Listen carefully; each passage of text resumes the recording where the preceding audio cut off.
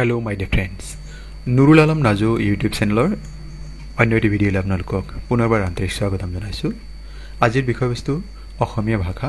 ইয়াত ব্যাকৰণ আৰু সাহিত্য সম্পৰ্কে 20টা অতি দৰকাৰী প্ৰশ্ন আলোচনা কৰিবলৈ লোৱা হৈছে আৰু এই প্ৰশ্নসমূহ কাইলৈ অনুষ্ঠিত হ'বলগীয়া ডিএলএড এন্ট্ৰেন্স এক্সামৰ বাবে বিশেষভাৱে গুৰুত্বপূৰ্ণ।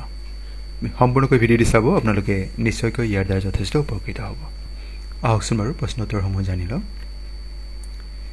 টুকুনা শব্দৰ অৰ্থ হৈছে এলেহুৱা, সুখ্যাতি, উদাৰতা, অতি দৰিদ্ৰ লোক।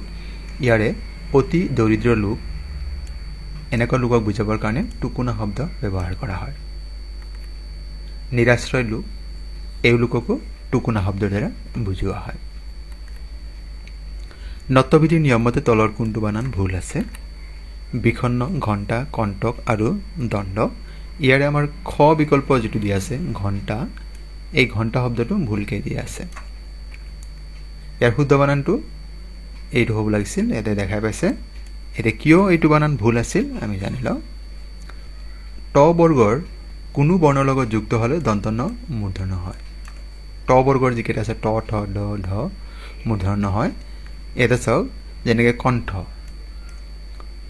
অণ্ড, পিণ্ড এইবিলাক কি হৈছে ট বৰ্গৰ লগত যিহেতু ঠৰ লগত যোগ হৈছে, ডৰ লগত যোগ হৈছে, সেইকাৰণে আমাৰ কি হৈছে দন্তনৰ পৰিৱৰ্তে মূৰ্ধন্য। গতিকে ঘণ্টা শব্দটো আমাৰ কি হ'ব, ঘ লিখি দন্তন নহ'ব, এইটো মূৰ্ধন্য লিখি ট যোগ আকাৰ দিব লাগিব, এইটো ঘণ্টা হ'ব। কুৱেশ্যন নম্বৰ 3, চকুৰ কুটা এই জতুৱা খণ্ড বাক্যৰ অৰ্থ হ'ল নিমিষতে অনুগ্ৰহ কৰ, অপ্ৰিয় শত্ৰু আৰু খংকৰ। ইয়াৰ শুদ্ধ উত্তৰটো হৈছে অপ্ৰিয় শত্ৰু। গ বিকল্পটো শুদ্ধ হয়। এতিয়া বাকীকেইটানো কেনেকৈ অৰ্থ বুজায় চকু শব্দৰ লগত? যেনেকৈ চকুৰ প্ৰচাৰতে ইয়াত হৈছে নিমিষতে, চকু মেলি চা অনুগ্ৰহ কৰা, আৰু চকু পকা মানে খংকৰ।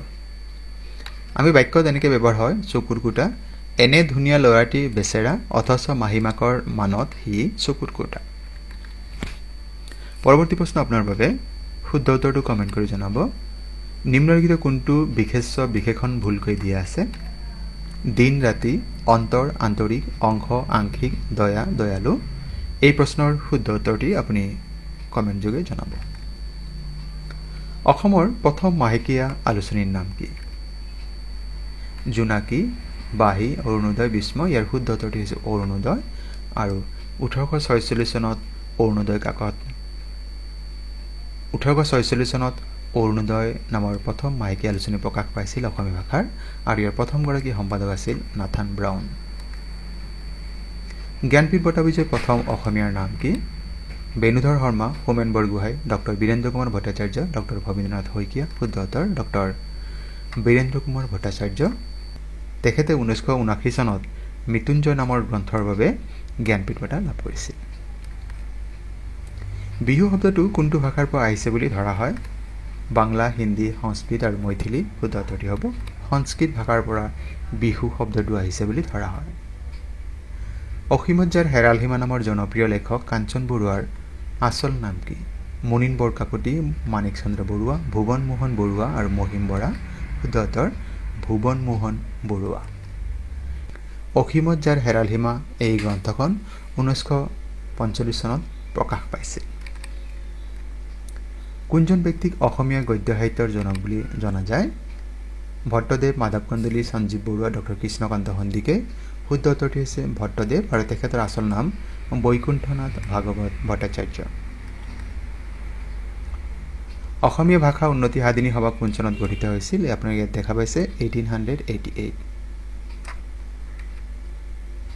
যি সমাসত সমস্ত পদে ব্যস্ত পদবিলাকৰ ব্যুৎপত্তিগত অৰ্থ নুবুজায়, আন বিশেষ অৰ্থ বুজায়, তাক কি সমাস বোলে?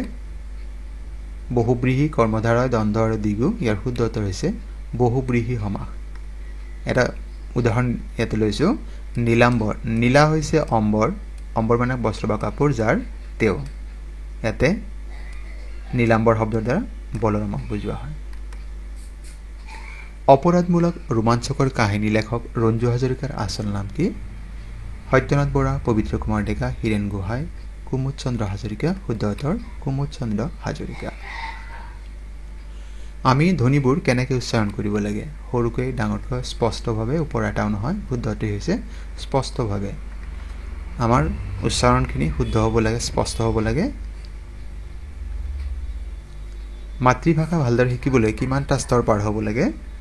সাধাৰণতে মাতৃভাষা শিকিবলৈ 4টা স্তৰ পাৰ হ'ব লাগে। খ বিকল্প আমাৰ শুদ্ধ। এই 4টা স্তৰ কি কি আছে? শ্ৰৱণ, শুনা, কথন, কোৱা, পঠন, পঢ়া আৰু লিখন। ইংৰাজী যাক চমুকৈ LSRW বুলি কোৱা হয়। এল মানে লিচেনিং, প্ৰথমতে শুনে, তাৰপিছত ক'ব শিকে, তাৰপিছত পঢ়িব শিকে আৰু শেষৰটো হৈছে লিখিব শিকে। LSRW, listening, speaking, reading and writing. Kadambari নামৰ গ্ৰন্থখনৰ লেখক কোন? ইয়াৰ শুদ্ধ উত্তৰটি হৈছে বাণভট্ট। নিম্নলিখিত কোনটো বস্তুবাচক বিশেষ্য হয়? ইয়াত আমাক দিয়া আছে গমন, মোবাইল, মহিলা আৰু গুৱাহাটী। শুদ্ধ উত্তৰটি হৈছে মোবাইল। গমন এই হৈছে ক্ৰিয়াবাচক বিশেষ্য, মহিলা জাতিবাচক বিশেষ্য আৰু গুৱাহাটী হৈছে সংজ্ঞা বা নামবাচক বিশেষ্য। বস্তুবাচক বিশেষ্য কাক বোলে তাকে জানি লওঁ। যি বিশেষ্য পদে কোনো বস্তু বা পদাৰ্থৰ নাম বুজায় তাক বস্তুবাচক বিশেষ্য বোলে, যেনেকৈ কাগজ, মেজ, চাউল, কম্পিউটাৰ ইত্যাদি। বিশেষ্য পদৰ সলনি যি পদ ব্যৱহাৰ কৰে তাক কি পদ বোলা হয়? অব্যয়, বিশেষণ, ক্ৰিয়া আৰু সৰ্বনাম। শুদ্ধ উত্তৰটি হৈছে সৰ্বনাম। ইংৰাজীত যাক প্ৰনাউন বুলি কওঁ। যেনেকৈ মই যদি কওঁ ৰশ্মি এজনী ওখ ছোৱালী, তাই 9ম শ্ৰেণীত পঢ়ে। এই যে প্ৰথমবাৰ লিখিলোঁ ৰশ্মি, পিছৰবাৰ যে ৰশ্মি শব্দটো তাই লিখিলোঁ, সেইটো হৈছে সৰ্বনাম। ত্ৰিফলা শব্দটো কি সমাস? দ্বন্দ্ব, দ্বিগু, বহুব্ৰীহি আৰু কৰ্মধাৰাৰ। শুদ্ধ উত্তৰটি হৈছে দ্বিগু সমাস। দ্বিগু সমাস কাক বুলি এবাৰ জানি লওঁ। সংখ্যাবাচক শব্দৰ লগত আন পদৰ যি সমাস হয় তাক দ্বিগু সমাস বোলে। যেনেকৈ 2 মাহৰ সমাহাৰ দুমাহী, ত্ৰিভুৱনৰ সমাহাৰ ত্ৰিভুৱন, নৱৰত্নৰ সমাহাৰ নৱৰত্ন, ত্ৰিফলৰ সমাহাৰ ত্ৰিফলা। যেতিয়াই আপোনাৰ সংখ্যা থাকিব আপুনি মনত লগে লগে আপুনি কৈ দিয়ক যে এইটো এটা দ্বিগু সমাস। সংখ্যাবাচক শব্দৰ লগত যেতিয়াই হ'ব। পৰৱৰ্তী প্ৰশ্ন, প্ৰথম অসমীয়া চুটিগল্প সংকলনৰ নাম কি? ইয়াৰ উত্তৰটি হৈছে সুৰভি। আৰু এই সুৰভিৰ লেখক হৈছে সাহিত্যৰথী লক্ষ্মীনাথ বেজবৰুৱা। আৰু সাহিত্যৰথী লক্ষ্মীনাথ বেজবৰুৱাক অসমীয়া চুটিগল্পৰ জনক বুলি জনা যায়।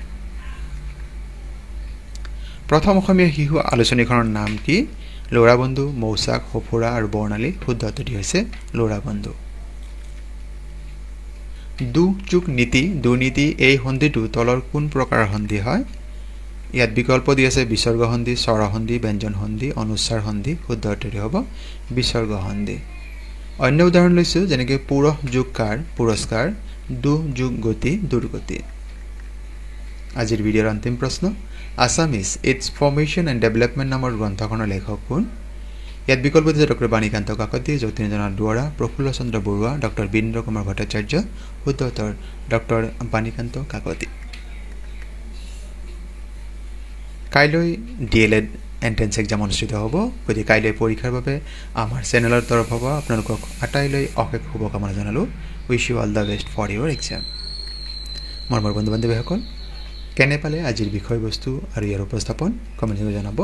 আৰু চেনেলত যদি প্ৰথমবাৰৰ বাবে আহিছে আৰু চেনেলটি ছাবস্ক্ৰাইব কৰা নাই, তেন্তে চেনেলটি ছাবস্ক্ৰাইব কৰিবলৈ থাকিলে আৰু ভিডিঅ'সমূহ আপোনাৰ বন্ধুবৰ্গৰ সৈতে শ্বেয়াৰ কৰিব। আৰু আজিৰ ভিডিঅ' সম্পূৰ্ণ কৰি চাবৰ বাবে আপোনালোক জনাইছোঁ অশেষ ধন্যবাদ।